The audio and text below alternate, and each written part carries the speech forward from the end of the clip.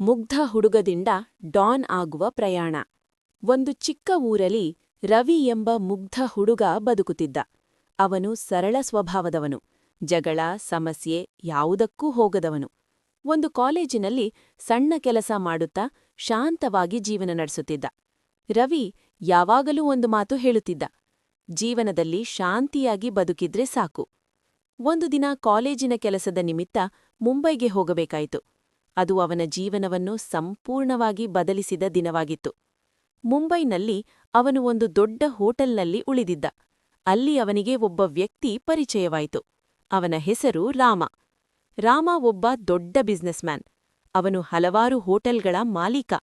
ಹಣ ಇದ್ದರೂ ತುಂಬಾ ಸರಳ ವ್ಯಕ್ತಿ. ಮೊದಲ ಭೇಟಿಯಲ್ಲೇ ಇಬ್ಬರೂ ಒಳ್ಳೆಯ ಸ್ನೇಹಿತರಾದರು.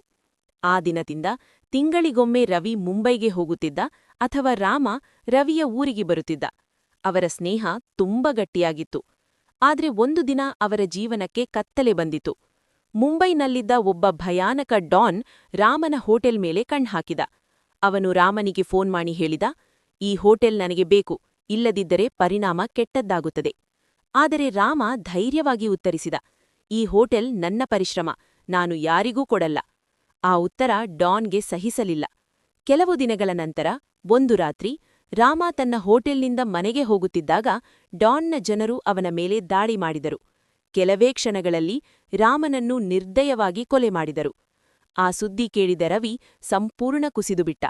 ಆದರೆ ನಂತರ ಅವನಿಗೆ ಒಂದು ದೊಡ್ಡ ಸತ್ಯ ತಿಳಿದುಬಂತು. ರಾಮ ಸಾಯುವ ಮೊದಲು ತನ್ನ ಎಲ್ಲಾ ಹೋಟೆಲ್ಗರನ್ನೂ ರವಿ ಹೆಸನಿಗೆ ಟ್ರಾನ್ಸ್ಫರ್ ಮಾಡಿದ್ದ. ಇದು ತಿಳಿದಾಗ ಮುಂಬೈ ಡಾನ್ ಮತ್ತಷ್ಟು ಕೋಪಗೊಂಡ. ರವಿ ಬದುಕಿದ್ದರೆ ನಮಗೆ ಸಮಸ್ಯೆ, ಅವನನ್ನೂ ಮುಗಿಸಬೇಕು. ಡಾನ್ ರವಿಯನ್ನು ಕೊಲ್ಲಲು ಯೋಜನೆ ಹಾಕಿದ. ಆದರೆ ರವಿ ಓಡಿ ಅಡಗಲಿಲ್ಲ.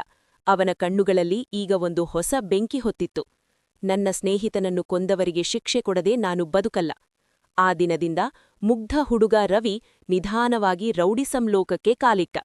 ಒಮ್ಮೆ ಶಾಂತವಾಗಿದ್ದ ಹುಡುಗ ಇದೀಗ ಮುಂಬೈ ಅಂಡರ್ವರ್ಲ್ಡ್ಗೆ ಸವಾಲು ಹಾಕಲು ತಯಾರಾಗಿದ್ದ. ಮುಂಬೈನ ಗ್ಯಾಂಗ್ಸ್ಟರ್ ಲೋಕದಲ್ಲಿ ಒಂದು ಹೊಸ ಹೆಸರು ಹುಟ್ಟಲು ಹೋಗುತ್ತಿತ್ತು: ರವಿ.